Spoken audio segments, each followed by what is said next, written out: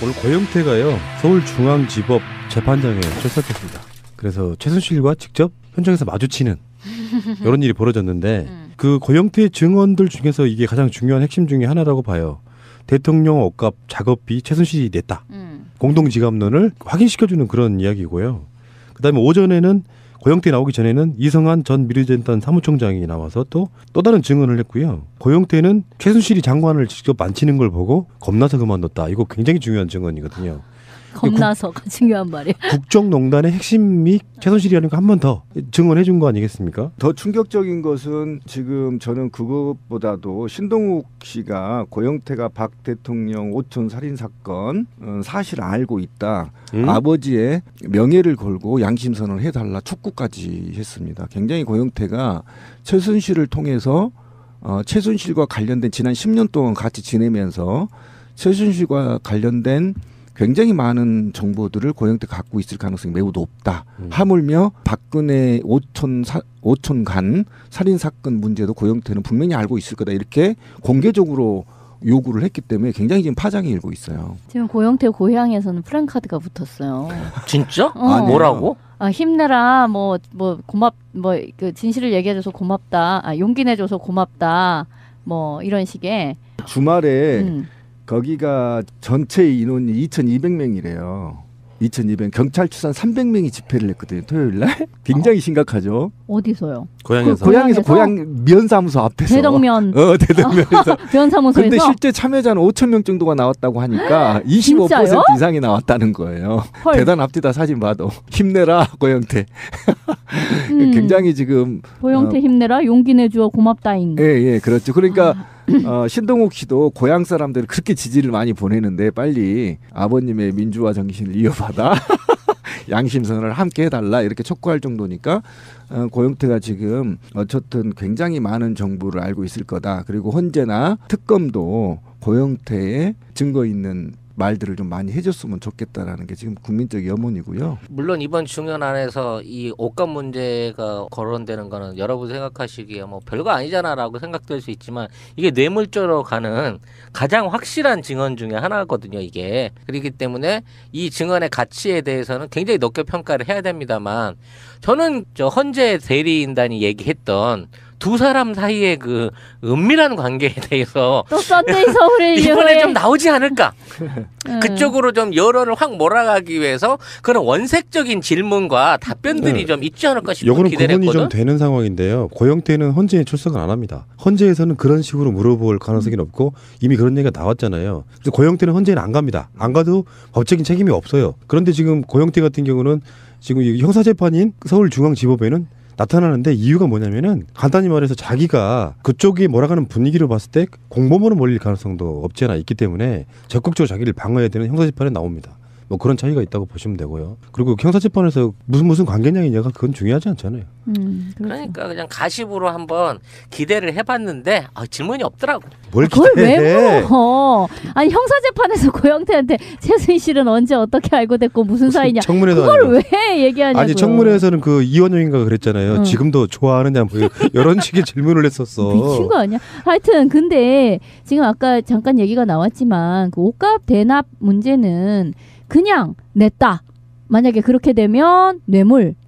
그게 아니라 그 주머니 돈이 쌈짓돈이다. 그러면 오호라 공동지갑론. 아다리인 거야. 이거 이러지도 못하고 저러지도 못하는 그런 거여가지고 이게 굉장히 중요한 이야기가 되는 건데 지금 고영태는 제일 처음부터 그 얘기를 했던 거잖아요. 그리고 그 몰래카메라를 통해 가지고 돈을 척하니 내는 것도 보여주었었고. 그러니까 이건 굉장히 중요한 증인이 될 텐데 지금 그 오촌 조카 살인 사건까지 포함해서 결국 최순실이 저지른 어떤 일들을 측근 중에 측근으로서 상당히 많이 네가 알고 있다는 것을 나는 알고 있다. 지금 이런 이야기가 신동욱 씨로부터 나온 건데 고영태가 좀 더 적극적인 이야기를 해주는 것이 고영태 자신의 신변을 보호하기 위해서도 중요한 것이기 때문에 좀 더 많은 이야기를 앞으로 하지 않을까 싶네요. 그러니까 어쨌든 지금 이번에 굉장히 많은 진술을 했어요. 그러니까 부영그룹에서 토지도 받았고 재단기금 1,000억 원 출연 등부터 시작해서 어쨌든 연선문 직접 고치는데 그 재미를 붙였다라는 것이고 여러 가지가 지금 사실로 드러났고 그다음에 이제 오촌 살인 사건도 계속 지금 알고 있다라는 뉘앙스를 좀 보이고 있고 그러니까 이 사람이 안다면 결국 그건 최순실내가 했다는 거잖아. 더더욱이 지금 특검이 굉장히 예의주시하고 있는 것은 고영태가 WK의 이사잖아요. 이 이사 중에 설립 자금을 어떻게 형성하고 어떻게 운영했느냐가 굉장히 중요해요. 이 과정에서 박근혜와 최순실이 공동통장, 공동지갑론이 이제 밝혀지는 것이고 어떻게 강제로 기금들을 모집하고 썼느냐 이제 이런 것이 종합적으로 밝혀질 가능성이 굉장히 있습니다. 왜 그러냐면 이게 재단은요 함부로 돈을 쓸 수가 없어요. 이 재단의 돈은요 반드시 내규가 정한 룰에 의해서 규칙에 의해서 쓰고 회계보고하고 회계감사 받고 해야 되는데 이런 전반에 걸친 사항들을 이사인 고영태가 굉장히 속속 알 가능성이 매우 높다. 그런 측면에서 굉장히 지금 특검이 많은 것을 좀 얻어내고 있다 이렇게 보시면 됩니다. 부영그룹은 그 이후에 부도가 나지 않았어요? 예, 그랬던 것 같아요. 그동안 고영태 씨를 밀착 취재해온 시사인의 주진우 기자 연결해 봅니다. 주진우 기자 안녕하세요. 안녕하십니까. 그 잠적설 돌았을 동안 고영태 씨 어디서 뭐 했어요? 조용히 지내고 있었습니다. 역삼동에 있다가요. 예. 경기도 한 작은 도시에 집에서 그냥 계속 누워 있고 안 나가고 앉아 있고 그랬습니다. 예. 그 탄핵 심판 법정에는 왜 안 나왔었던 거죠? 사실 그 박근혜 대통령 변호사들 그리고 최순실 씨 그다음에 차은택 씨가 자꾸 고영태 씨의 사생활 예. 그다음에 그 뭐 마약 전과라든지 그런 얘기를 하면서 예. 진흙탕 싸움으로 몰고 간다 이렇게 생각했어요. 근데 이게 대통령 탄핵과 대통령의 그 지금껏 그 해왔던 잘못들과 그게 그 본질적으로 벗어난 문제인데 본질에 벗어나서 자꾸 흥미 위주 그다음에 가십으로 몰고 가서 그 본질을 흐리려고 한다는 생각이 좀 컸어요. 그래서 본인이 받는 고통도 있지만 이게 본질이 아니구나. 그래서 그런 싸움에는 응해주지 않겠다 이런 생각이 좀 있었습니다. 그런 생각이 있었습니다. 본인이 직접 등장하면 그런 까십거리만 더 양산되는 거 이걸 우려했다? 네네네. 그 주진우 기자가 일전에 저랑 인터뷰하면서 고영태, 노승일 뭐 이런 사람들 신변 위험 느끼고 있다 그랬는데 지금도 마찬가지랍니까? 그때는 많이 따라다니고 미행도 하고 누가 쳐다보는 것 같아서 우려하고 걱정했었는데 지금은 그런 상태는 아니고요. 그래서 고영태가 안 나오고 가만히 있었지 않습니까? 노승일 씨는 더 많이 돌아다니고 있고요. 그래서 지금은 미행하거나 감시하는 사람은 없다고 합니다. 그러다가 오늘 최순실 재판에는 왜 나오게 됐습니까? 그 고영태 씨는 나오지 않는 동안에도 두문불출한 동안에도 검찰 수사하고 특검 수사에는 다 도왔어요. 그래서 왔었어요. 검찰청에는. 그리고 재판에는 간다는 입장이었어요. 다만 최순실 씨 측 그리고 박근혜 대통령 측에서 자꾸 이상한 문제로 몰고 넘어간다고 거기에 대한 반대 생각이 있었던 거죠. 좀 아까도 소개했습니다만 박근혜 대통령 측 변호인들은 아예 그냥 공식적으로 발표를 그렇게 하더라고요. 몇십 년 동안 숨어 있었던 최순실이 고영태와의 불륜 관계 때문에 이게 드러나게 됐다라는 식으로 표현하던데 그분들이 그런 전략을 쓴 이유가 뭐라고 생각하세요? 그분들이 얘기를 하면서 차은택 씨도 마찬가지인데 생각, 느낌 그런 생각이 들었다. 그런 느낌이 들었다고 이렇게 얘기하는데 고영태 씨는 자기가 그런 느낌과 생각만 가지고는 얘기하고 싶지 않다고 얘기합니다. 박근혜 대통령과 그 최순실 씨와 주변 관계에 대해서. 그런데 사실 사람들은 뭐라고 해야 되나 사건의 실체보다는 그런 약간 말초적인 거 이런 가십에 훨씬 크게 반응하기 때문에 이런 부분에 대해서 그 싸움을 그쪽으로 몰고 가려고 하고 고영태 씨는 사실은 자기가 한 얘기보다 자기의 사생활이 더 들춰지면서 본인 물론 가족들이 고통이 크거든요. 그래서 예. 본인이 뭐 잘못한 것도 알고 있고 예. 저기 최순실 씨하고 같이 사업을 한다고 그 회사에 다니면서 예. 거기에서 욕을 먹었던 거에 대해서 굉장히 부끄럽고 죄스럽게 생각해요. 예. 그래서 그 내용이 핵심의 본질, 최순실이 어떻게 농단을 했나, 대통령이 어떻게 잘못을 했나, 이 부분에 대해서는 도움을 줄 생각이 있어서 예. 지금껏 검찰 수사에 나왔고 그런데 예. 자꾸 여론과 박근혜 대통령의 변호사들이 그쪽으로 몰고 가서 거기에 대해서는 되게 고통스러워하고 있습니다. 아니 그러니까 제가 지금 궁금한 게 박근혜 대통령 측 변호인 내가 그 입장이 된다 손 치더라도 말이죠. 네. 뭐 그런 뭐 가십성의 뭐 불륜설이니 이런 거가 나온다고 해서 최순실의 국정농단, 대통령의 위법행위 이런 게 없어지는 게 아니잖아요. 네네. 그냥 본질을 그냥 흐트리는 거, 탕물 뿌리기로 그렇게 생각하고 있습니다. 예. 오늘 법정에 가기 전에도 아마 대화를 나눴을 텐데 심경이 어떻다고 하던가요? 좀 안타깝고요. 사실은 고향에 있는 분들이 편지를 보내고 그랬었습니다. 공개적으로. 그래서 예. 고영태 힘내라. 너가 어떤 일을 당하고 있는지 그런 얘기를 들으면서는 조금 용기를 갖긴 했어도 그래도 다시 자기 얼굴이 나와야 되고 또 자기 사생활이 이렇게 파헤치는 거에 대해서는 좀 안타까워하죠. 그래도 담담하게 잘 갔습니다. 네. 네. 오늘 최순실 씨가 자기가 직접 고영태 증인 신문 하겠다라고 했는데 네. 아직 거기까지 진행은 안 되고 있는 모양이에요. 그죠? 검찰이 고영태 씨한테 확인할 내용이 많고 예. 그 이후에 최순실 씨 변호사들이 묻고 그 이후에 최순실 씨가 직접 물을 예정인 것 같은데 아직은 거기까지 안 갔죠? 예, 아직은 거기까지는 가지 않고 검찰의 질문 내용이 워낙 많습니다. 그래서 처음에는 대통령 의상비를 최순실 씨가 어떻게 줬는지 예. 그다음에 연설문 예. 고친 내용 예. 그다음에 회사를 어떻게 운영했는지 예. 그리고 미얀마 대사 관세청에 인사 청탁을 한 부분 거기까지 진행되고 있는 것으로 파악하고 있습니다. 예. 그런데 최순실 씨 측 변호인이나 이런 사람들은 아무튼 더 블루케이 이런 것의 운영을 고영태가 주도했다는 식으로 몰아가려고 한다면서요?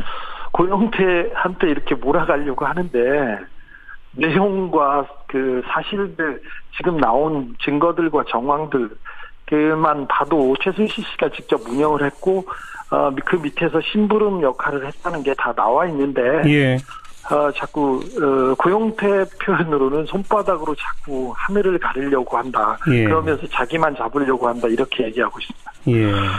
그리고 또 주목되는 진술로 고영태 씨가 이게 뭔가 좀 두려움이 들어서 자기가 그 의상실 같은 것도 접었다. 이런 표현을 하지 않았습니까? 네. 그 두려움이라는 게 설마 했는데 정말 장관도 임명되고 막 이런 거라고 하는데 그런 건 무슨 뜻이에요? 최순실 씨가 그 힘이 있는 사람이라는 건 짐작은 했지만 이렇게 대통령을 좌지우지하고 나라를 움직일 정도의 그 사람이라는 거에 대해서는 깜짝 놀라고요. 네. 그걸 알면 알수록 그리고 자신의 능력이 이만큼인데 자기는 체육인이었고 네. 자기는 옷과 관련된 그 비즈니스를 했고 자기는 솔직히 말해서 술집에 나가서 술집에서 가라오케를 경영했고 그랬지 않습니까? 예. 그래서 그런 부분은 자기가 알아서 조언을 하거나 그런 거에 대해서는 조금 도와줄 수 있는데 나머지는 자기의 능력 밖이라는 것을 알았죠. 그래서 너무 큰 일을 벌이고 너무 큰 그림, 그 국가기관을 움직이면서 그리고 대통령을 지시하면서 이렇게 움직이는 걸 보고 이거는 큰일 나겠구나 그렇게 생각해서 자기는 발을 뺐다고 생각합니다. 예. 헌법재판소는 법정에까지 이제 출석 요구서를 가져와서 고영태 씨한테 헌재 심판에 좀 나와달라라고 하는 것 같은데 여전히 지금 거부하는 것으로 알려지고 있어요. 헌재 심판에는 그러면 안 나간다는 입장은 여전히 변함이 없는 겁니까? 안 나갔으면 한다는 입장은 변함이 없지만 이렇게 해서 계속 그 헌재 재판이 박근혜 대통령 측에서 계속 재판을 미루기 위해서 고영태를 이용한다 이게 예. 이렇게 되는 거에서도 원치 않아서 이번 주에는 재판에 나간다고 생각하고 있습니다. 그래요. 알겠습니다. 네. 여기까지 말씀 들었죠. 고맙습니다. 네. 시사 1의 주진우 기자였습니다. 이 사건을 세상에 알린 내부 고발자들하고 처음으로 직접 대면을 했습니다. 최순실 재판의 9차 공판 증인으로 오전에는 미르재단의 이성한 전 사무총장 나왔고요. 오후에는 WK의 고영태 전 이사가 나왔는데 이 공판 밤 10시 반까지 이어졌습니다. 무엇보다도 관심이 모아졌던 건 2달간 잠적해 있던 고영태 씨였죠. 첫 대면에서 최순실 씨도 고영태 씨도 모두 할 말이 많을 거다 예상을 했는데 아니나 다를까 거침없는 말들이 오고 갔습니다. 최순실 씨는 상당히 신경질적으로 반응을 했다는 얘기도 전해지죠. 자, 최순실 게이트 진상규명을 위한 국회 국정조사특위위원입니다. 더불어민주당 손혜원 의원 연결을 해보죠. 손 의원님 안녕하세요. 네, 안녕하십니까. 어제 9차 공판을 본 총평이자 촌평 한마디로 어떻게 보셨습니까? 진짜 유쾌하죠. 막장 드라마라고 얘기하지만 국민들은 그 막장 드라마가 그 목표가 어디 있는지를 알고 있지 않습니까? 예. 그러니까 이렇게 치정으로 몰고 가고 불륜으로 몰고 가서 그들이 원하는 목표는 뭘까요? 손자까지 둔 그 할머니죠. 예, 예. 할머니로 불리우는 최순실이라는 60대 여자가 예. 20살이나 아래인 자기들이 주장하는 업소 출신의 이 남자와 예. 자기들이 스스로 지금 불륜을 맺었다라고 주장하고 있지 않습니까? 뭔가 예. 이상하지 않습니까? 본질을 흐리려고 그 부분을 자꾸 사생활 쪽 이야기만 건드린다 이 말씀이세요? 그러니까 보통 사람들로 생각하면 이것은 아니라고 부정을 해야 될 그럴 정말 이루 눈 뜨고 볼 수 없는 이런 막장 드라마 같은 얘기를 자기들이 주장하고 있지 않습니까? 최순실 씨 측에서 어제 그 부분 계속 얘기했어요. 네. 오히려 부정을 해야 되는 부끄러운 일인데 그렇죠. 자꾸 그 얘기를 하고 있는 게 참 이상하다. 유치하다. 한마디로. 그렇죠. 이게 유치 정도로 표현이 안 됩니다. 왜 그럴까요? 그렇게 창피한 일을 앞으로 내세우면서까지 숨기고 싶은 뭔가 비밀이 있는 거죠. 차라리 그쪽 창피한 게 나을 정도로 그렇죠. 더 치명적인 게 있다. 그렇죠. 그렇죠. 그 목표에는 제가 보기에는 두 사람이 목표가 함께하고 있는 거죠. 박근혜 대통령과 최순실. 아하. 박근혜 대통령 입장에서는 그 이재경 변호사 하는 걸 보면요. 예. 이 박근혜 대통령과 최순실의 관계를 끊으려고 하잖아요, 지금. 그렇죠. 그렇죠. 이 끊으려는 노력을 하고, 예. 최순실은 자기가 했던 그 지금 국정농단의 모든 것들을 이 고영태와 차은태한테 밀리고 있지 않습니까? 밀고 있습니다. 근데 이것이 이 국민을 정말 모르고 오는 건지 저는 너무 정말 참 한심하다고 생각을 합니다. 그러니까 박근혜 대통령은 최순실 씨한테 미루고 최순실은 그렇죠. 고영태, 차은택한테 그렇죠. 미루고 이런 식으로 가고 있어요 지금. 예, 그 과정에서 이제 시민들한테 국민들이 이것을 제대로 보지 못하게끔 눈을 흐리는 거죠. 예. 이 얘기들을 앞으로 내세움으로써. 알겠습니다. 한마디로 표현하자면 어제 공판 유치하다 이러셨는데. 유치하다는 말로도 표현이 잘 안 됩니다. 반말을 호도하고 있죠. 그래. 국민들의 시선을 흐리기 위해서. 그래서 계속 불륜과 이 자극적인 이야기들을 끌어내서 이 실제로 이 안에 있었던 사실에 대한 얘기들을 꺼내지 못하게, 알겠습니다. 그걸 기억하지 못하게 하는 거죠. 손혜원 의원을 저희가 오늘 모신 이유는 고영태 씨하고 계속 연락을 주고받으시면서 접촉을 유지하면서 이런 걸로 제가 알고 있어요. 그건 아니고요. 노승희 씨하고는 계속 연락을 유지하지만 고영태 씨는 단 한 번. 그러셨어요? 네, 노승희 씨가 데려온 밖에는 없습니다. 그러시군요. 그렇지만 관심을 가지고 계속 SNS를 통해서라든지 뭔가 관심을 촉구하고 계시는 분이어서 제가 오늘 모셨는데. 도와줄 수 있는 게 있다면 제가 도와야 된다고 생각을 하는데 본인이 겉으로 나타나지 않으려고 그러고 좀 피하려고 하는 그런 지금 상황입니다. 그래요? 왜 자꾸 2달 동안 잠적해 있었던 것도 그렇고 왜 이렇게 피하려고 도움 주려는 사람도 좀 피하려고 할까요? 왜냐하면 너무 많은 걸 알고 있겠죠. 너무 많은 걸 알아서? 이 국정농단에 있어서 최순실에 대해서 너무 많은 A부터 G까지 모든 걸 알고 있는 사람은 저는 고영태 씨라고 생각을 합니다. 어제 그래서 저 증언대에 서가지고 그거 다 털어낸 거 아닙니까? 그건 저는 빙산의 일각이라고 생각을 하고. 어제 털어낸 것도 빙산의 일각? 그럼요. 훨씬 더 많은 거를 알고 있는 사람일 것입니다. 그래서 더 위험하다고 저는 생각을 하는데 본인이 나와서 그냥 여기서 다 풀어야 되는데 본인이 말하고 싶지 않은 것이 있을 것이고 그쵸 숨기고 싶은 것이 있기 때문에 아마도 노승희 씨 같이 속 시원하게 이야기를 하거나 나오지 않는 거라고 저는 제 생각엔 그렇게 추측을 그렇게 합니다. 그렇게 판단하고 계시는 거. 너무 많은 어마어마한 것들을 알고 있는데 그것들을 어디까지 털어놔야 될까 이 부분도 정리가 사실은 좀 혼란스러운 상황. 이렇다 보니까 그렇죠. 잠적하는 게 아닌가. 오랫동안 둘이 알고 지냈지 않았습니까? 그렇죠. 그리고 알았죠. 어제 인사 문제를 노승일과 고영태가 다 했다. 차은택이 다 했다. 아니 그 사람들 데려온 게 누군데. 네. 그리고 또 하나는 얼마나 인력이 풀이 없으면 그런 사람들한테 사람을 추천받았었습니까? 그러니까요. 그리고 지금 와서는 그것을 핑계대고 있고 그들이 잘못해서 그들이 사람을 잘못 선택해서 하지 나는 죄가 없다. 대통령도 똑같이 얘기하고 있지 않습니까? 그렇죠. 교문수석과 장관과 차관급의 모든 인사를 다 차은택의 사람으로 고영태의 사람으로 K스포츠 미르재단을 다 해놓고. 알겠습니다. 어제 나온 얘기들 제가 잠깐만 요약을 해볼게요. 뭐냐면 최순실 씨가 연설문 수정하는 걸 내가 봤다. 또 최 씨가 K스포츠 재단 관련 내부 보고서를 박근혜 대통령에게 전달했다는 얘기 들었다. 또 대통령이 나 바쁜데 자꾸 부른다면서 청와대 갈 때마다 최순실 씨가 짜증을 냈다 이런 얘기도 했고 최순실 씨 뜻대로 인사가 이루어지더라 예산이 짜지더라 이런 얘기를 털어놨습니다. 이거는 카더라 통신이 아니라 본인이 직접 겪은 걸 어제 털어놓은 거거든요. 그럼요. 이 부분 중에서도 조금 전 말씀하신 인사 개입 문제 저는 그게 굉장히 심각하게 들렸어요. 뭐냐면 최순실 씨가 김대섭 인천공항 세관장 임명에도 관여했다. 나한테 누구를 시켰습니까? 그러니까요. 나한테 누구 시키는 게 좋겠냐고 물어서 난 잘 몰라갖고 유상영 부장한테 물었더니 김대섭이라는 사람이 이력서를 가져왔다. 그 후에 유상영하고 내가 김대섭을 만났고 상품권을 건네받았다. 그 상품권이 최순실 씨한테 전달된 걸로 안다. 그럼 이거는 지금 고영태 증언대로라면 상품권 받고 인천공항 세관장 자리를 판 거잖아요. 내가 외식한 거죠. 아무것도 아닌 게. 지금 이거를, 지금 이게 새로운 게 아니고요. 차은택이 했던 지금까지 교문수석. 문화부 장관. 문화부 차관.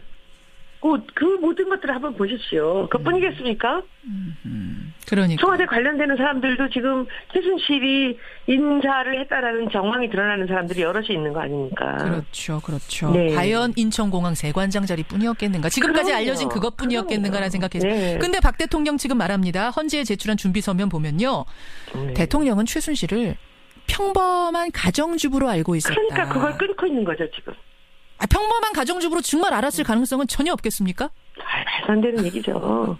국민은 뭘로 보고 그런 식으로 얘기를 합니까? 일요일마다 들어가고 1시간에 한 번씩 전화를 했다는데 못 입는 거 하나 뭐 하나 본인 스스로 결정 안 하고 최순실한테 연락을 했다는 건데 마치 엄마같이. 알겠습니다. 자신과 선긋기 하기 위해서 계속 평범한 가정주부라고 이야기를 하고 있다. 어제 얘기 중에 아주 재밌는 얘기 하나 있는데 이성환 씨가 나왔잖아요. 이성환 씨 오전에 나왔죠. 네. 근데 이성환 씨가 강가의 고수부지에서 했던 얘기들을 하니까 최순실이 깜짝 놀라잖아요. 너 녹음 안 하기로 했잖아라고 얘기를 하잖아요. 서로 핸드폰 놓고 만나기로 했는데 너 그거 내 말 어떻게 녹음했어? 이렇게 물었잖아요. 그러니까 그것도 웃기지 않아요? 그 핸드폰을 놓고 한 게 아니라 옆에서 고영태 씨가 이성환 씨한테 핸드폰을 이제 맡겼다는 거 아닙니까? 고영태 씨한테. 맡겼다는 어레인지를 했고. 그러니까 그것도 그 얘기를 얼떨결에 한 거잖아요. 그런데 이성환 씨는 이 사람이 하도 말을 바꾸고 믿을 수가 없으니까 모함을 하고 그러니까 미리 작은 녹음기를 준비를 해간 거죠. 주머니 속에. 그렇죠. 그리고선 이것을 딱 내놨는데 거기서 얼떨결에 너 녹음 안 했는데 무슨 소리야 라고 튀어나온 거죠.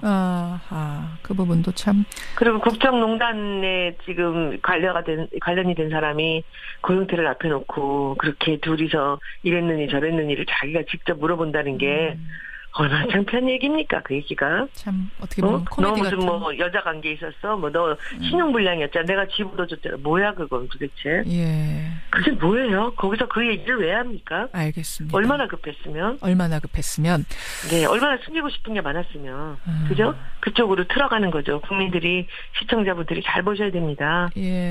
본질을 정확히 꿰뚫으면서 이 재판들 봐야 된다는 말씀인데. 근데 지금 대통령 탄핵 심판에서도 고영태 씨가 증인으로 채택이 돼 있어요. 이거는 박 대통령 측이 원해서 증인으로 채택이 된 건데, 근데 안 나가고 있습니다. 여기는 어떻게 나갈까요? 안 나갈까요? 고영태 씨가? 고영태 씨가 잘 겉으로 나오지 않으려고 그래요. 그리고 마음의 상처를 너무 많이 입어서 됐으면 얼굴을 드러내지 않으려고 하고 있기 때문에 아마도 아무데나 쉽사리 나오는 대로 다 나갈 것 같지는 않다라는 게 제 추측이고요. 네. 그렇다면은 특히 이건 박 대통령 측이 요청한 자리이기 때문에 나가면 굉장히 다른 쪽으로 호도될 가능성이 있다. 이 부분을 염려하는 거겠군요. 네네. 예. 그리고 지금 우리가 박사모라고 얘기를 하지 않습니까? 국회에도 박사모가 있습니다. 무슨 말씀이세요? 아침마다 임시국회 열릴 때마다 저는 친박 국회의원들이라고 얘기하는 대신에 박사모 국회의원들이라고 얘기하고 싶어요. 전 그 3선, 4선, 5선 의원들이 모두가 다 나와서 피켓을 들고 이미 그 징계를 받은 표창원 사퇴하라는 거를 아침마다 붙잡고 외치고 있는데 제가 그 장면을 이렇게 보면서 이 사람들이 후한무치하기는 최순실이나 박근혜 대통령이나 똑같구나. 이 사람들이 일맥상통하고 있구나라는 거를 느낄 수 있습니다. 이들의 목표는 이 탄핵이 아니고요. 제가 보기에는 정권 유지입니다. 알겠습니다. 예, 그분들이 뭐라고 답변하실지 모르겠습니다만 여하튼 손혜원 의원은 그 장면 볼 때마다 그 생각이 드신다는 입장. 목표로 지금 모든 일을 하고 있는 거죠. 박사모와 함께. 알겠습니다. 손혜원 의원님 오늘은 일단 여기까지 말씀 듣고요. 네네네. 예, 고맙습니다. 네, 안녕히 계십시오. 더불어민주당 손혜원 의원이었습니다. 지내고 있었습니다. 역삼동에 있다가요. 경기도 한 작은 도시에 집에서 그냥 계속 누워 있고 안 나가고 앉아 있고 그랬습니다. 예. 그 탄핵 심판 법정에는 왜 안 나왔었던 거죠? 사실 그 박근혜 대통령 변호사들 그리고 최순실 씨 그다음에 차은택 씨가 자꾸 고영태 씨의 사생활 그다음에 마약 전과라든지 그런 얘기를 하면서 진흙탕 싸움으로 몰고 간다 이렇게 생각했어요. 근데 이게 대통령 탄핵과 대통령의 지금껏 해왔던 잘못들과 그게 본질적으로 벗어난 문제인데 본질에 벗어나서 자꾸 흥미 위주 그다음에 가십으로 몰고 가서 본질을 흐리려고 한다는 생각이 좀 컸어요. 그래서 본인이 받는 고통도 있지만 이게 본질이 아니구나. 그래서 그런 싸움에는 응해주지 않겠다. 이런 생각이 좀 있었습니다. 그런 생각이 있었습니다. 본인이 직접 등장하면 그런 까십거리만 더 양산되는 거 이걸 우려했다? 네네네. 주진우 기자가 일전에 저랑 인터뷰하면서 고영태, 노승일 이런 사람들 신변 위험 느끼고 있다 그랬는데 지금도 마찬가지랍니까? 그때는 많이 따라다니고 미행도 하고 누가 쳐다보는 것 같아서 우려하고 걱정했었는데 지금은 그런 상태는 아니고요. 적극적으로 자기를 방어해야 되는 형사재판에 나옵니다. 그런 차이가 있다고 보시면 되고요. 그리고 형사재판에서 무슨 관계냐이냐가 그건 중요하지 않잖아요. 그러니까 그냥 가십으로 한번 기대를 해봤는데 질문이 없더라고. 뭘 그걸 왜 물어? 아니 형사재판에서 고영태한테 최순실은 언제 어떻게 알고 됐고 무슨 사이냐. 그걸 왜 얘기하냐고요. 아니 청문회에서는 이원영인가 그랬잖아요. 지금도 좋아하느냐 이런 식의 질문을 했었어. 미친 거 아니야? 하여튼 근데 지금 아까 잠깐 얘기가 나왔지만 옷값 대납 문제는 그냥 냈다. 만약에 그렇게 되면 뇌물. 그게 아니라 주머니 돈이 쌈짓돈이다. 그러면 호라 공동지갑론. 아다리인 거야. 이거 이러지도 못하고 저러지도 못하는 그런 거여가지고 이게 굉장히 중요한 이야기가 되는 건데 지금 고영태는 제일 처음부터 그 얘기를 했던 거잖아요. 그리고 몰래카메라를 통해 가지고 돈을 척하니 내는 것도 보여주었었고. 그러니까 이건 굉장히 중요한 증인이 될 텐데 지금 오촌 조카 살인 사건까지 포함해서 결국 최순실이 저지른 어떤 일들을 측근 중에 측근으로서 상당히 많이 네가 알고 있다는 것을 나는 알고 있다. 지금 이런 이야기가 신동우 씨로부터 나온 건데 고영태가 좀 더 적극적인 이야기를 해주는 것이 고영태 자신의 신변을 보호하기 위해서도 중요한 것이기 때문에 좀 더 많은 얘기를 앞으로 하지 않을까 싶네요. 그러니까 어쨌든 지금 이번에 굉장히 많은 진술을 했어요. 그러니까 부영그룹에서 토지도 어디서요? 고향에서 면사무소 앞에서 대덕면 대덕면에서 면사무소에서. 근데 실제 참여자는 5천 명 정도가 나왔다고 하니까 25% 이상이 나왔다는 거예요. 헐. 대단합니다. 사진 봐도 힘내라. 고영태. 굉장히 지금 고영태 힘내라, 용기 내주어 고맙다잉. 예, 그렇죠. 그러니까 신동욱 씨도 고향 사람들이 그렇게 지지를 많이 보내는데 빨리 아버님의 민주화 정신을 이어받아 양심선언을 함께 해달라 이렇게 촉구할 정도니까 고영태가 지금 어쨌든 굉장히 많은 정보를 알고 있을 거다. 그리고 헌재나 특검도 고영태의 증거 있는 말들을 좀 많이 해줬으면 좋겠다라는 게 지금 국민적 염원이고요. 물론 이번 중연 안에서 이 옷값 문제가 거론되는 거는 여러분 생각하시기에 뭐 별거 아니잖아라고 생각될 수 있지만 이게 뇌물죄로 가는 가장 확실한 증언 중에 하나거든요. 이게 그렇기 때문에 이 증언의 가치에 대해서는 굉장히 높게 평가를 해야 됩니다만 저는 저 헌재 대리인단이 얘기했던 두 사람 사이의 그 은밀한 관계에 대해서 또 썬데이 서울에 이번에 좀 나오지 않을까? 그쪽으로 좀 여론을 확 몰아가기 위해서 그런 원색적인 질문과 답변들이 좀 있지 않을까 싶은 요거는 기대를 했거든. 구분이 좀 되는 상황인데요. 고영태는 헌재에 출석을 안 합니다. 헌재에서는 그런 식으로 물어볼 가능성이 없고 이미 그런 얘기가 나왔잖아요. 그래서 고영태는 헌재는 안 갑니다. 안 가도 법적인 책임이 없어요. 그런데 지금 고영태 같은 경우는 지금 형사재판인 서울중앙지법에는 나타나는데 이유가 뭐냐면은 간단히 말해서 자기가 그쪽이 몰아가는 분위기로 봤을 때 공범으로 몰릴 가능성도 없지 않아 있기 때문에 오늘 고영태가요 서울중앙지법 재판장에 출석했습니다. 그래서 최순실과 직접 현장에서 마주치는 이런 일이 벌어졌는데 그 고영태 증언들 중에서 이게 가장 중요한 핵심 중에 하나라고 봐요. 대통령 옷값 작업비 최순실이 냈다. 공동지갑론을 확인시켜주는 그런 이야기고요.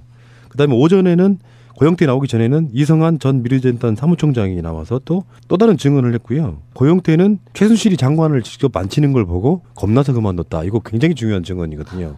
겁나서가 중요한 말이에요. 국정농단의 핵심이 최순실이라는 거 한 번 더 증언해 준 거 아니겠습니까? 더 충격적인 것은 지금 저는 그것보다도 신동욱 씨가 고영태가 박 대통령 오촌 살인 사건 사실을 알고 있다.